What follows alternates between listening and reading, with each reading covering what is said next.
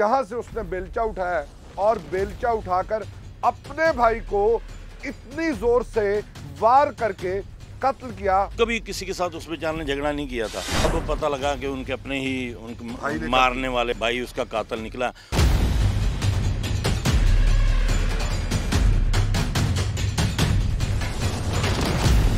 मैंने कसी से वार किया, वो नशे में टोन था तो वो उठ भी नहीं सका। एक लगी है, वो थोड़ा सा उठा है, फिर मैंने दूसरी लगाई है, फिर उसके ऊपर नीचे गिर गया। आपने तो घर तबाह कर दिया। क्या करें, पता नहीं था ये काम ऐसा जो हो गया, गुस्से में आके ये काम हो गया। मुझे पता होता तो मैं उससे हाथ जोड़ लेता। 2 बार उसने उसके चेहरे पे किए हैं। वो अपने तौर पे गर्दन पे वार करता रहा, लेकिन अंधेरा होने की वजह से वो उसके चेहरे पे ही ज़ख्म हुए हैं, जिससे यासीन की मौत वाक़या हो गई। टेक्नोलॉजी को इस्तेमाल किया और फिर उसी में हमने इसको शामिल तफ्तीश किया तो इसने बता दिया कि मेरी जो बीवी है उसके नाजायज़ ताल्लुकात थे और इस वजह से मैंने उसमें गुस्से में आके ये कत्ल किया। टीम मुजरिम कौन पहुंची है आज शहर बहावलपुर में।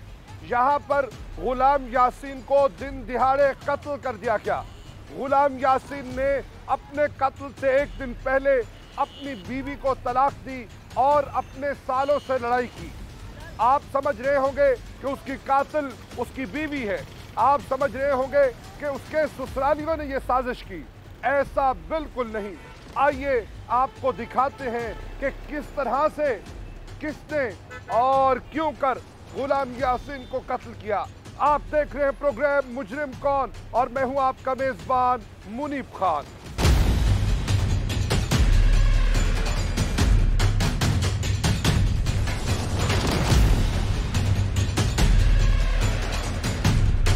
टीम मुजरिम कौन पहुंची है जी बहावलपुर की गल्ला मंडी के वस्त में। चारों अतराफ में आड़ते हैं और ये अमूमी तौर पे मंडियों में देखा गया कि दरमियान में थड़ा होता है। उस थड़े के ऊपर इसको जगह दी गई थी मंडी वालों की जानिब से ताकि ये उनके मेहमानों और उनके लिए चाय बिस्किट का एहतमाम कर सके। वो सारा दिन चाय बनाता था। ये उसका स्टॉल है जहाँ पर वो चाय लगाता था और रात को इसी तंबू के नीचे सो जाता था। यहाँ पर उसकी चारपाई पड़ी थी। साथ वाली विंडो में आपको वो नजर आ रही है, वो पुलिस ने अपनी कस्टडी में ले ली है उसी के ऊपर। और यहाँ से उसने बेलचा उठाया है और बेलचा उठाकर अपने भाई को इतनी जोर से वार करके कत्ल किया कि वो जामबर नहीं हो सका। आज ये पुर रौनक ठेला, यहाँ पे 20-50 लोग हमेशा चाय पी रहे होते हैं। लोग अपनी आड़तों में भी चाय मंगवाते हैं। यहाँ पर वो चाय बनाता था, यहाँ पर उसने जिंदगी गुजार दी। वो कैसा इंसान था यहाँ के मकामी लोगों से भी हम जानेंगे। इनसे भी बात करेंगे कि किस दुख से इन्होंने उसे रुखसत किया। कितना ही आसान होता है किसी को इल्जाम देना और उसके बाद उसको कत्ल कर देना। हम हमेशा जब जब अपने हाथ में लेते हैं कानून को तो फिर यही होता है जो मकतूल के भाई के साथ हो रहा है। इस ढाबे की आमदन जो आज से पहले उनके घर जाती थी, आज उसको कोई और चला रहा है क्योंकि निज़ाम ने चलना है। और अगर आप अपनी मनमानियां करेंगे, अपना घर भी उजाड़ेंगे और अपने भाई का घर भी उजाड़ेंगे, सब तबाही के दहाने पर पहुंच जाएंगे। यहाँ के मकामी ताजिर मेरे साथ मौजूद हैं, उनसे जानते हैं। और ये गल्ला मंडी बहावलपुर के सदर भी हैं। भाई साहब, कितने अरसे से वो यहाँ पे था? तकरीबन 15-20 साल से हम उसको देख रहे हैं, यही कारोबार कर रहा था और कभी उसने किसी के साथ कोई इसका लड़ाई झगड़ा नहीं था। बड़ा अखलाक से यहाँ रहता था, भाइयों की तरह सारे रहते थे। मैं सुबह सुबह फजर की नमाज़ पढ़ के फारग हुआ तो मुझे गल्ला मंडी के आड़ती के मुंशी का फ़ोन आया, उनका जो सब यहाँ मर्डर हो गया। और ये गल्ला मंडी तारीख का पहला मर्डर है जब से गल्ला मंडी बनी है 50-60 साल से। मैं तो बड़ा परेशान हो गया। फिर मैंने वहाँ से निकलते हुए SHO साहब लतीफ़ जिरड़ साहब को फ़ोन किया। मैंने कहा सर इस तरह मर्डर हो गया। और मैं भी पहुँचा, गल्ला मंडी के दूसरे आड़ती भी पहुँचे और हमारे जैसे ही हम पहुँचे तो उसके साथ ही SHO साहब भी पहुँच गए। मैं इनको दाद देना चाहता हूँ, इतनी सुबह सुबह ये आगे, हमें उम्मीद नहीं थी भी इतनी जल्दी आएंगे। Quick response. उसी टाइम ये फ़ौरन पहुँच गए। उसके बाद हमने देखा उसको बुरी तरह उन्होंने मारा हुआ था, जैसे एक कस्सी के साथ उसका एक हिस्सा काटा हुआ था, देखा भी नहीं जाता था। तो फिर मंडी के सारे लोग इकट्ठे हुए उस बेचारे की कभी किसी के साथ दुश्मनी नहीं थी। फिर उसको उन्होंने ब्लाइंड मर्डर था, उनको फिर उन्होंने जो यहाँ लोग थे उनके कुछ रिश्तेदार थे, उन्होंने गलत रंग देने की कोशिश की। क्या रंग कि दिया? भी ये नशा करता था, इसको जो इसके साथ दोस्त हैं नशाई उन्होंने मारा इसलिए। मगर अब पता लगा कि उनके अपने ही उनके मारने वाले भाई उसका कातिल निकला। फिर क्योंकि ये पहला वकूआ था 50-60 साल की यानी अरसे में, गल्ला मंडी में खौफ रास फैल गया। हम भी परेशान हो गए क्योंकि यहाँ हमारे घर भी हैं, बच्चे फिरते हैं सारे, यानी बहुत अच्छा माहौल रहता है यहाँ, कभी कोई ऐसा मामला नहीं हुआ। हम बहुत परेशान हो गए, क्या हुआ। अपने मामलात में मगन रहता हाँ जी, मगन रहता है, वो भी अपने काम में रहता था, कभी किसी के साथ उस बेचारे ने झगड़ा नहीं किया था। उसके बाद जैसे ही बड़े परेशान हो गए, भाई ये आज ये वकूआ है, कल को और होगा। और ब्लाइंड कत्ल था, हमने कहा शायद ये कत्ल ट्रेस ना हो, मगर SHO साहब की एफर्ट्स से इन्होंने बहुत अच्छी एफर्ट्स की, हमसे भी मालूमात ली, एक कुलियों पे इन्होंने तफ्तीश की। अल्हम्दुलिल्लाह आज हम इनको मुबारकबाद देते हैं कि इन्होंने भी मर्डर ट्रेस कर लिया। सारे CCTV कैमरा सही होते तो क्या आप समझते हैं कि वो आपकी सेफ्टी, इस गल्ला मंडी की सेफ्टी के लिए ज़्यादा बेहतर होते? वो बिल्कुल ज़्यादा बेहतर होते, मगर कुछ CCTV कैमराज लगे हुए हैं हमारी मंडी में, अक्सर 70% दुकानों पे लगे हुए हैं, मगर लोड शेडिंग की वजह से कुछ मामला ऐसे हो जाते हैं, वो UPS पे नहीं है, वो यानी उस टाइम बंद हो जाते हैं। तो आप क्या समझते हैं और लोगों को क्या मशवरा देना चाहेंगे कि अनइंटरप्टेबल जो है ना उसको पावर सप्लाई देनी चाहिए कैमराज को, और वो एटलीस्ट एंट्री और एग्जिट के ऊपर तो देखना चाहिए?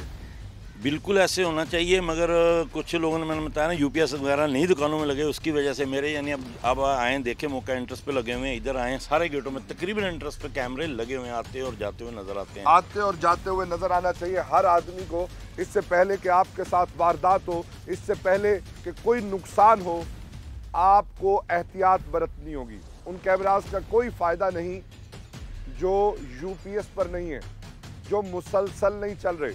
एंट्री और एग्जिट पर आपकी ऐसी वाज़े रोशनी होनी चाहिए कि हर आने जाने वाला देखा जा सके। इससे पहले कि कोई वारदात हो, हमने मिलकर एहतमाम करना है।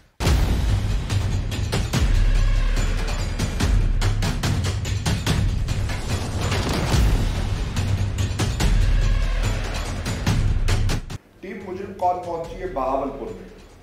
यहाँ पर दिन दिहाड़े एक अफसोसनाक वारदात हुई और गुलाम यासीन को कत्ल कर दिया गया। ये एक अंधा कत्ल था, फैमिली को भी आइडिया नहीं था कि कातिल कौन है।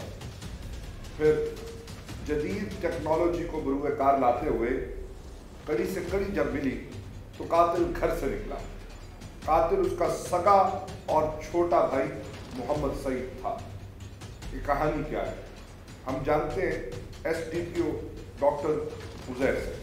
डॉक्टर साहब मेरे का बहुत बहुत शुक्रिया। डॉक्टर साहब क्या वजह है कि भाई ने इतनी मोहब्बत वाला ताल्लुक है, भाई ने भाई को कत्ल कर दिया? इसमें हमारी तफ्तीश में कुछ चीज़ें जो सामने आई हैं वो उनकी जो फैमिली में कुछ एक इश्यूज़ थे। जैसे ये जो कातिल है सईद, उसकी बीवी के ताल्लुकात थे मकतूल के साथ, और ये कातिल ख़ुद तस्लीम करता है कि जो मकतूल था गुलाम यासीन, जो उसका सगा भाई है, वो उसकी गैर मौजूदगी में उसकी बीवी से मिलने वहाँ उसके घर में जाता था, मना करने के बावजूद। और यही वजह बनी है, मैं समझता हूँ, कि जिसकी वजह से उसने गैरत में आके अपने भाई का कत्ल किया। अच्छा, गैरत में जब इंसान आता है कानूनी तौर पर इसका कोई जवाब नहीं है, माशरती तौर पर लोग इसको बेअहमियत देते होंगे, लेकिन इस पर कौन कौन सी दफात लगी हैं और इसका आउटकम्स क्या होंगे? इस पे हमने सबसे पहले 302 में ये FIR दी थी, 302 के तहत जिसे हम कहते हैं, और ये इसी वजह से FIR दी थी कि उस वक्त ये नामालूम कत्ल था। जब हमने इसे जैसे आपने कहा कि मॉडर्न टेक्नोलॉजीज़ को इस्तेमाल किया, इसमें मैं ये कहना चाहूँगा कि CCTVs ने हमारी बड़ी हेल्प की थी। हमने CCTVs को पॉइंट आउट किया, उस CCTV से हमने ये देखा कि किस तरफ से ये कातिल आ सकता है, कौन कौन से दरवाजे हैं। उसके बाद फिर हमने इस चीज़ पे काम किया कि जिन लोगों के साथ इस गुलाम यासीन जो मकतूल है इसका झगड़ा था, वो कहाँ कहाँ मौजूद थे, उनके बयानात किधर थे, और उनका फिर हमने मॉडर्न टेक्नोलॉजी के थ्रू डेटा उनके लिए, तो डेटा से हमें कुछ चीज़ें क्लियर हुई।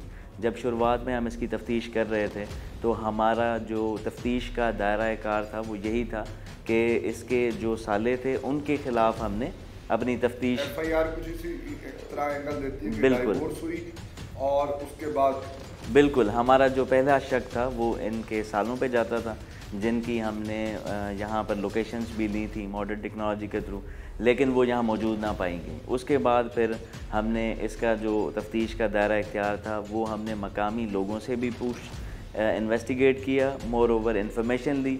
उसके बाद फिर हमें कुछ इश्यूज़ इनके घर में नज़र आने शुरू हुए। जब घर में इनके इश्यूज़ नज़र आने शुरू हुए तो फिर हमने तफ्तीश का दायरा इनके घर की तरफ लेकर गए। जब हम इनके घर की तफ्तीश करने लगे, इन बंदों की तफ्तीश करने लगे, तो हमें पता चला कि इनमें से जो इनका एक भाई है जिसका नाम सईद है, वो जो बयान देता है वो उसकी उस दिन की जो मूवमेंट थी उससे मैच नहीं करता। ये वो जगह थी जहाँ पे हमने टेक्नोलॉजी को इस्तेमाल किया और फिर उसी में हमने इसको शामिल तफ्तीश किया।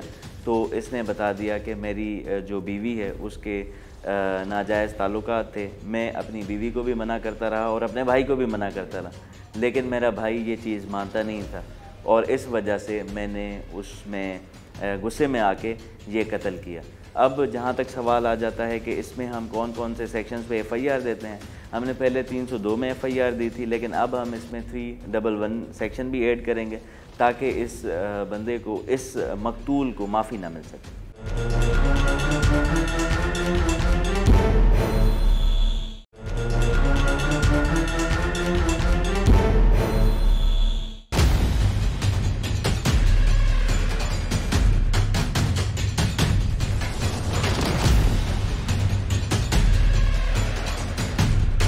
टीम मुजरिम कौन पहुंची है आज नवाबों के शहर बहावलपुर में। यहाँ पर एक अंधा कत्ल था जो थाना सिविल लाइन की पुलिस ने उसको ढूंढ निकाला।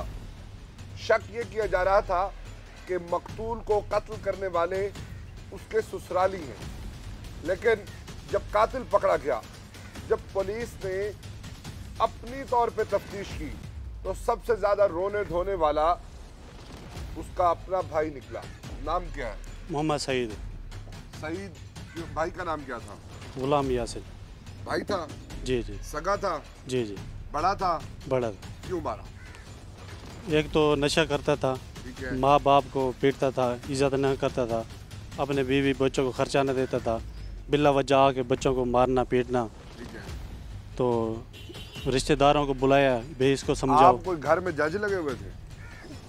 मुझसे बर्दाश्त नहीं हुआ, अम्मी कहना बाल खींचने लगा। अच्छा। इस वजह से मुझे बर्दाश्त नहीं हुआ। असल बात बताओ, जो असल कहानी है, जो बर्दाश्त नहीं हुई और जिसकी वजह से तुमने नहीं मारा है। मैंने इस वजह से मारे।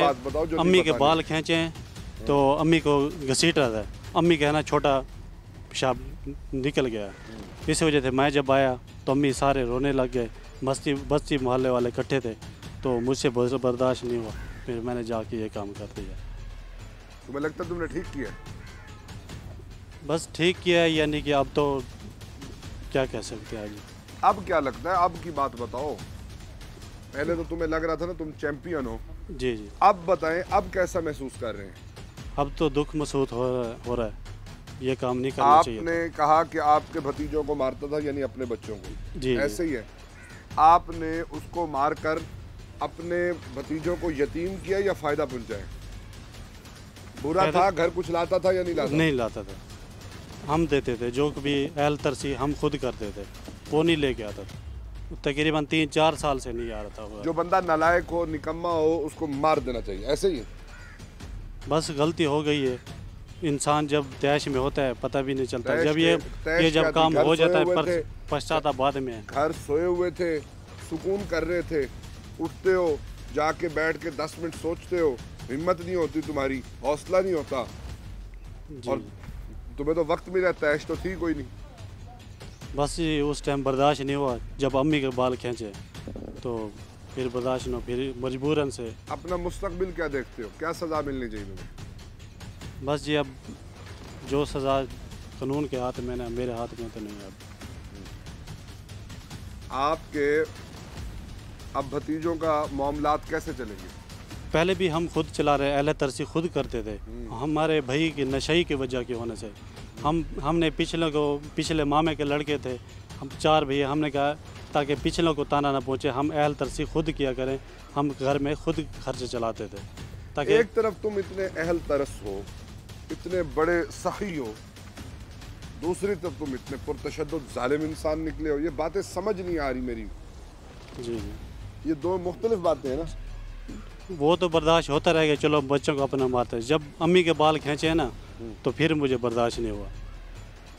जिसने पैदा किया, जिसने सब कुछ किया, उसके भी बंदा बेइज्जती कर जाए तो बाल खींच जाए, मारे पीटे, तो ये अच्छी बात नहीं है। अब्बू के भी बाल खींचे, दाढ़ी खींची, अब्बू को बिला वजह बेइज्जती करना 4 बंदों में। क्या कहता था? तू कहता है तू मर जा, तू अच्छा नहीं है, यही समझ, तू मेरे लिए अच्छा नहीं वजह क्या करता। थी? बस पता नहीं उसके दिमाग में क्या होता था। नशा पी के ना, नशा पी के ना फिर आता था। कौन सा नशा पीता था? आइस भी पीता था और चर्स वगैरह जो होती है वो भी पीता था।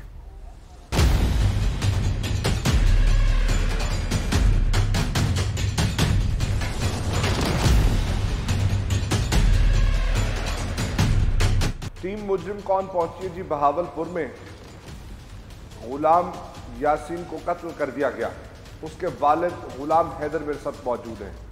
उनसे जानते हैं कि ये किस कर्ब और किस दर्द से गुजर रहे हैं कि एक इनके बेटे का कत्ल हुआ जबकि दूसरा कातिल है और उसको भी सख्त से सख्त सजा मिलेगी।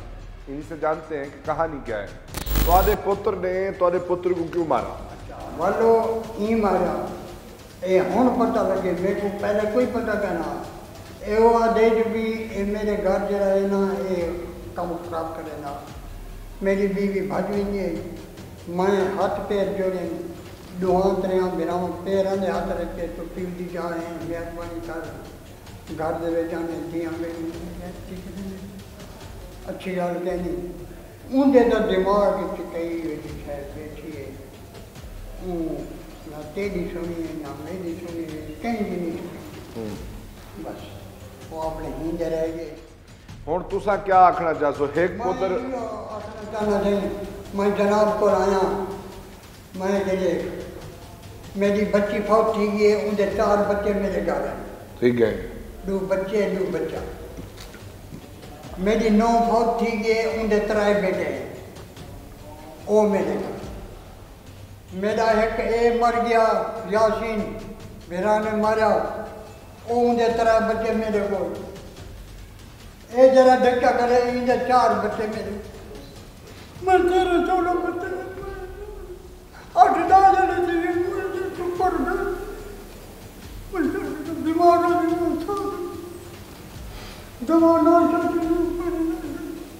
रात ऐसे चुपड़ाया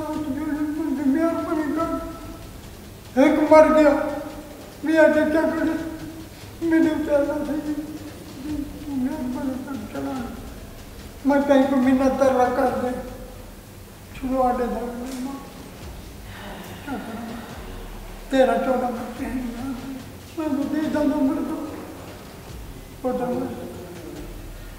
मैं यह कैसे कराया वाला अच्छे साहब अच्छे बाबा तू SP साहब पर दिल दुआ बाबा अल्लाह ताला तो हम सब्र देवे।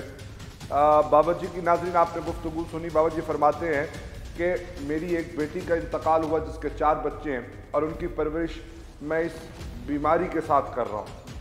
मेरा जो बेटा कत्ल हुआ उसके भी 3-4 बच्चे हैं, जिसने कत्ल किया उसके भी 4 बच्चे हैं। मेरे घर के अंदर इस वक्त 12 से 14 बच्चे हैं, मैं उनको कैसे खिलाऊं, कहाँ से खिलाऊं? क्या ये दुख मैंने इस उम्र में उठाने थे?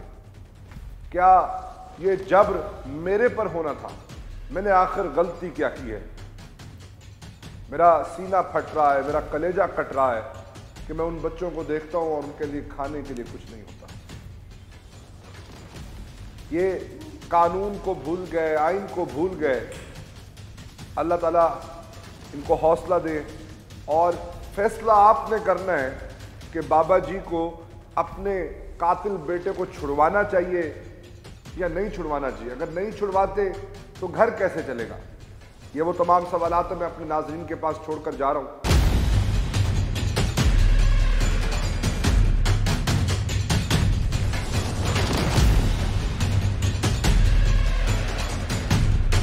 जब टीम मुजरिम कौन ने वालिद से बात की है तो वालिद ने ये कहा कि मेरी एक बेटी फौत हो चुकी है, उसके बच्चे भी मेरे घर में परवरिश पा रहे हैं और इन दोनों बेटों के बच्चे भी मेरे पास हैं। मैं ज़ईफ़ हूँ, मैं बूढ़ा हूँ और मैं घर किस तरह से चलाऊँ? कानून में इस हवाले से कोई गुंजाइश है या कानून अपना रास्ता लेगा और बड़ा क्लियर है? मैं आपको यहाँ ये क्लेरिफाई कर दूँ और मैं अपने जो व्यूअर्स हैं उन्हें भी ये क्लेरिफाई कर दूँ कि कानून बड़ा सीधा सा है और बिल्कुल अपनी स्ट्रिक्ट लाइंस पे चलता है। हमारे पास कोई ग्रे बाउंड्रीज़ नहीं होती। अगर मकतूल है तो कानून चाहता है कि मकतूल को सज़ा मिलनी चाहिए और एक महज़ब और सिविलाइज्ड मुआशरे का ये कानून होना चाहिए कि जिसने जुर्म किया उसे सज़ा मिले। अगर हम कोई इशूज़ नहीं है, हाँ, अगर हम ये बकाया इश्यूज़ की वजह से अगर हम किसी मुजरिम को सज़ा से बचाएंगे तो मैं ये समझता हूँ कि इसमें हमारी पूरे मुआशरे का नुकसान है। मुआशरे में बिगाड़ पैदा होगा, इस तरह की वारदात करने वालों को सपोर्ट मिलेगी। बिल्कुल। हम पुलिस का काम ये है कि हमने इतनी मेहनत से एक ये जो मर्डर है इस मर्डर को ट्रेस किया। इसमें हमारे 15 से 20 दिन लग गए और हम दिन रात मेहनत करते रहे। मेहनत अपनी जगह पे, इसमें हमारे लिए खुशी का बायस ये था कि हमने एक मकतूल को आइडेंटिफाई कर लिया, अरेस्ट कर लिया। अब काम है कि उसे सज़ा मिलनी चाहिए। इसमें मैं समझता हूँ कि जो हमारा मुआशरा है या ये जो मुद्दई हैं ये इस चीज़ को, इस केस को एटलीस्ट बालातर देख कर सोचें।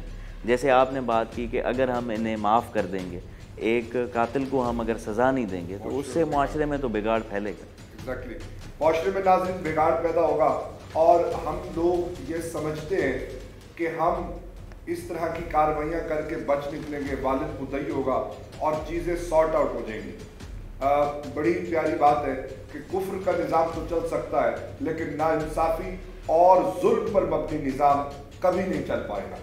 ठीक है, उस फैमिली के क्या इश्यूज हैं, फिर तो कोई भी किसी को कत्ल करे और घर से ही मुद्दई खड़े हो और उसको माफ़ कर दिया जाए, इस तरह से निज़ाम नहीं चलेगा।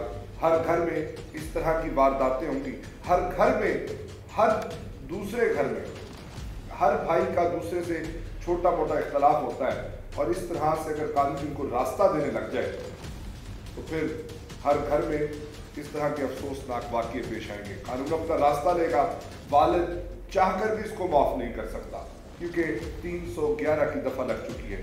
302 में ज़्यादा से ज़्यादा सज़ाए मौत और कम से कम कातिल को उम्र कैद मिलेगी।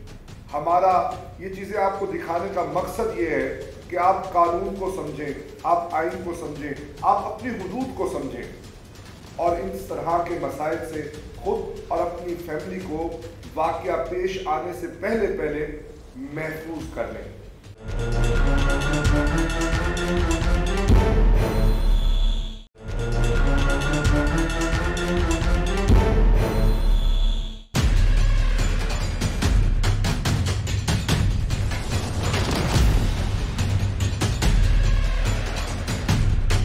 अब क्या कहना चाहोगे आखिरी बात? इसके बाद तो तुम्हारा मुस्तकबिल तारीख है।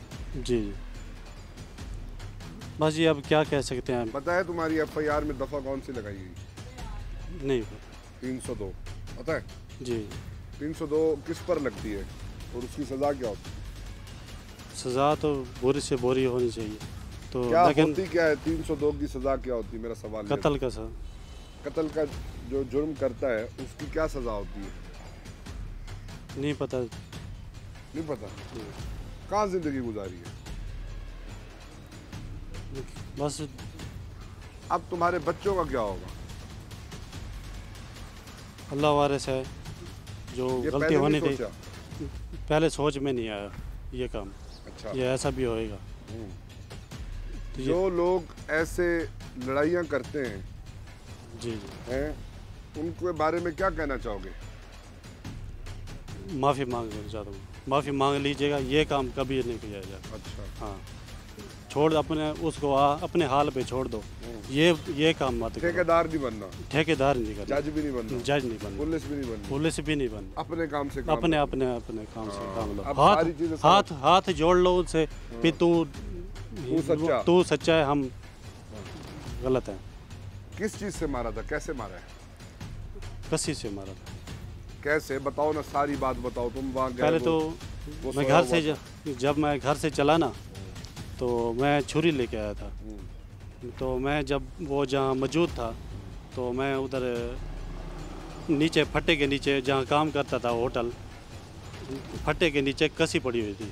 मैंने कहा ये छुरी से है ना नहीं काम चलेगा, तो इसको है ना कसी से वार किया जाए। तो मैंने कसी से वार किया, वो नशे में टोन था तो वो उठ भी नहीं सका। एक लगी है, वो थोड़ा सा उठा है, फिर मैंने दूसरी लगाई है, फिर उसके ऊपर नीचे गिर गया। फिर मैं चला गया अपने घर। तसल्ली की उसने भी, ठंडा हो नहीं, जब वो गिरा है ना मैं भाग गया। उसकी तस्वीर देखी है आपने, कितनी दर्दनाक है। देखिए जी, घर वालों को शक नहीं हुआ तुम पर कि तुमने ये नहीं वहशियाना हरकत की? नहीं, घर वाले किसी को भी नहीं पता था ये काम करके आया या नहीं आया। तुम्हारा वालिद अब क्या कहता है? वाला तो आता नहीं है, आया भी नहीं। आना चाहिए उसको। उसके दिल में क्या कुछ नहीं। एक बेटे का कत्ल हो गया, दूसरा सारी जिंदगी जेल में सड़ेगा। उसके बच्चे भी बेरोजगारी की जिंदगी गुजारेंगे, आपके बच्चे भी बेरोजगारी की जिंदगी गुजारेंगे। ऐसे ही है ना। तो आपने तो घर तबाह कर दिया। क्या करें, पता नहीं था ये काम ऐसे जो हो गया, गुस्से में आके ये काम हो गया। मुझे पता होता तो मैं उससे हाथ जोड़ लेता। नाज़रीन, आपने मुल्ज़िम की गुफ्तगू सुनी है और हर मुल्ज़िम की at the end of the story यही होती है जो इस मुल्ज़िम की है।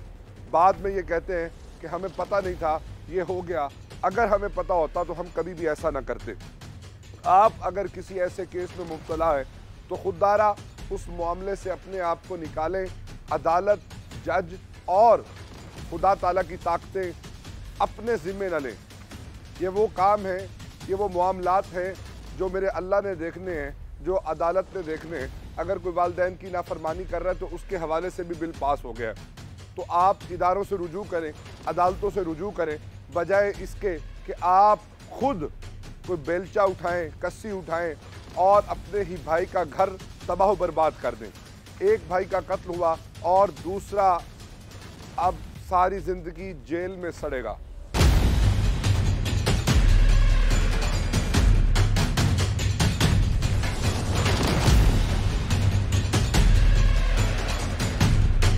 टीम मुजरिम कौन पहुंची है थाना सिविल लाइन बहावलपुर में।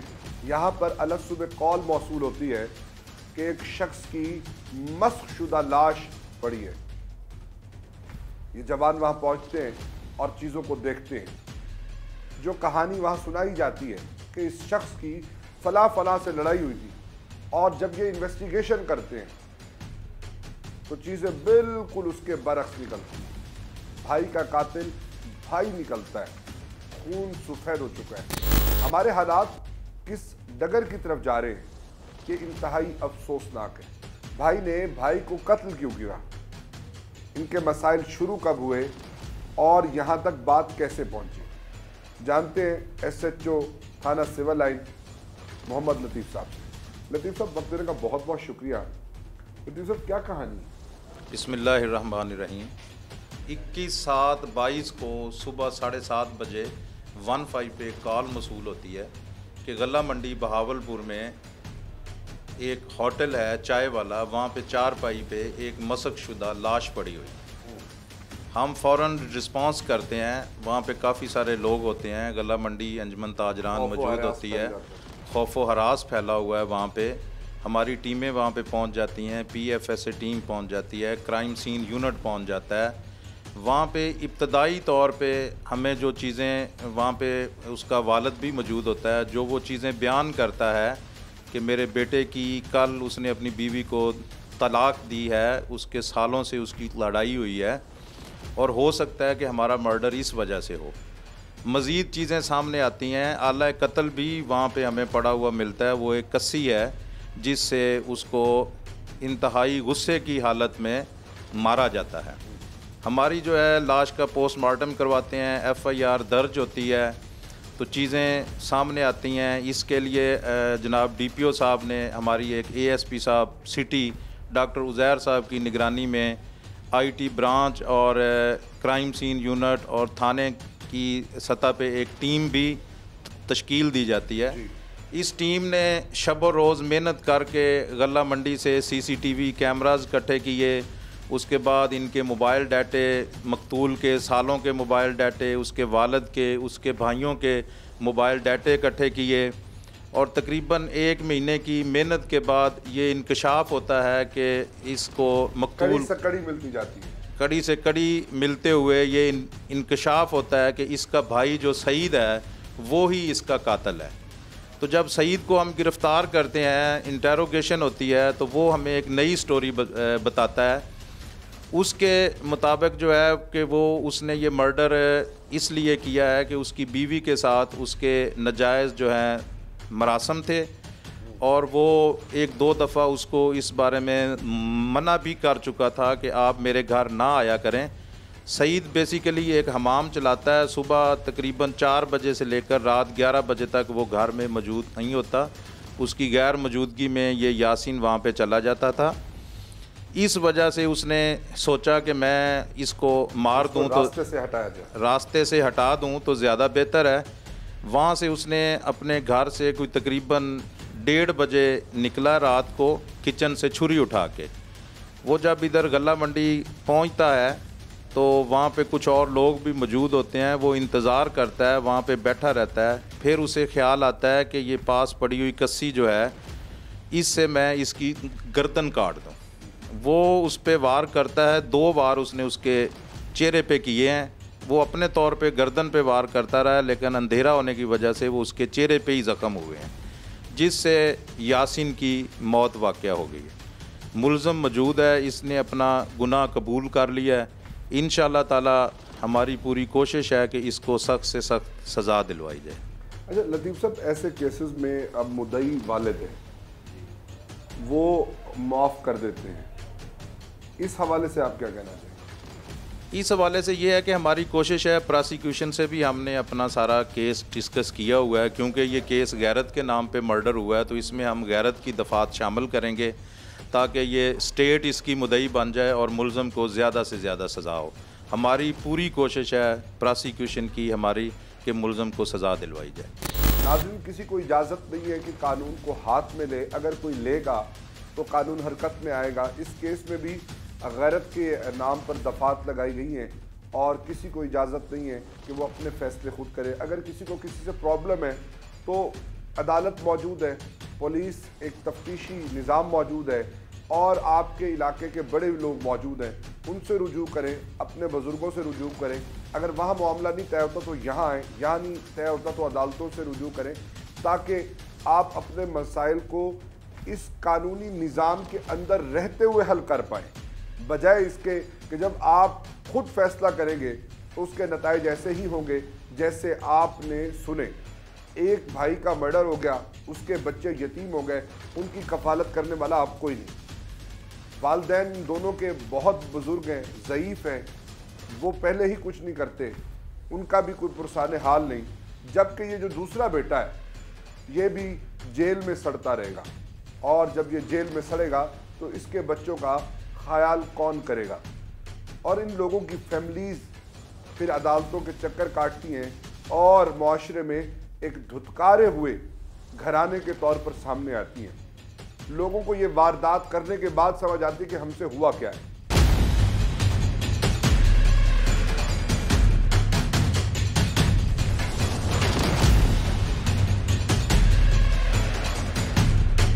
टीम मुजरिम कौन पहुंची है आज बहावलपुर में।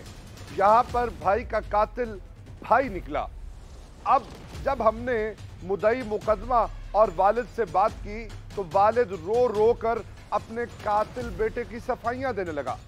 कहने लगा कि मसाइल दीगर गूं थे, कसूरवार वही था जो मकतूल है।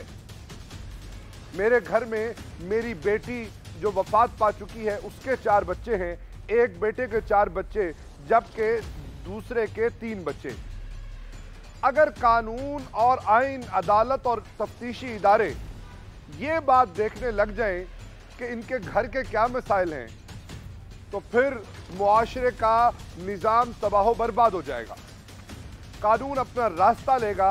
मुद्दई मुकदमा खौफ कुछ भी कहता रहे, दफ़ा 311 लगा दी गई है। इन लोगों की अब सुलह नहीं होगी। ये चाहकर भी कातिल को माफ नहीं कर पाएंगे। ऐन मुमकिन है कि उसके माफ कर देने से इस घर में कुछ बेहतरी आ जाए, इनके मामलात बेहतर हो जाएं, लेकिन कातिल को सजा मिलेगी। इस घर को बिगाड़ से बचाने के लिए आइन, कानून और अदालती निज़ाम नहीं बदला जा सकता। अगर बदलेंगे तो ये पूरे मोहल्ले पर बुरा असर पड़ेगा, पूरे मोहल्ले से पूरा शहर बर्बाद होगा, शहर से मुल्क की बुनियादें हिल जाएंगी। लिहाजा दफा 302 की सजा कम से कम सजाए मौत है और ज्यादा से ज्यादा वहीं पर 3-4 मरतबा भी दी जा सकती है। लिहाजा खुददारा अपना और अपने बच्चों का ख्याल कीजिए। आप देख रहे प्रोग्राम मुजरिम कौन और मैं हूं आपका मेजबान मुनीफ खान।